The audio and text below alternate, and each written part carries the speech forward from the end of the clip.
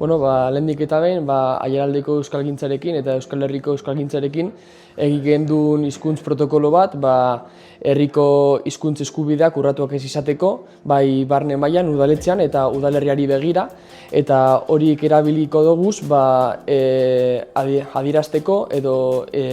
adierazteko zeintzuk izan direzen bilatutako indarguneak eta ahuleziak noski indargune bilatzeko.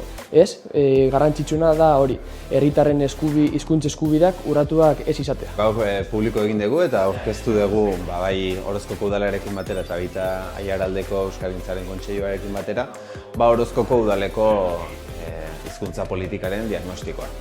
Aztertu ditugu aspektu desberdinak udalari eragiten diotenak, bai barne mailan eta bai kanpora begirakoan hizkuntza eskubideen bermea nola lantzen duten, zeintzuk diren hizkuntza politikak, ze eremutan egin den lan positiboa eta beste zein eremutan dagoen oraindik hobetzeko aukera.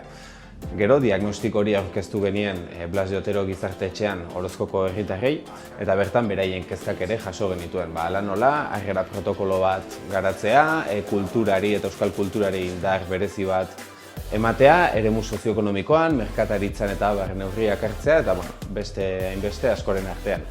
Ondorioz, gure helburua diagnostiko hau erabilgarri izatea, ez bakarrik ondo egindakoak edo hobetu beharrekoak identifikatzeko, baizik eta datozen urteetan Orozkoko udaletik ere hizkuntza politika eraginkor bat aurrera eramateko.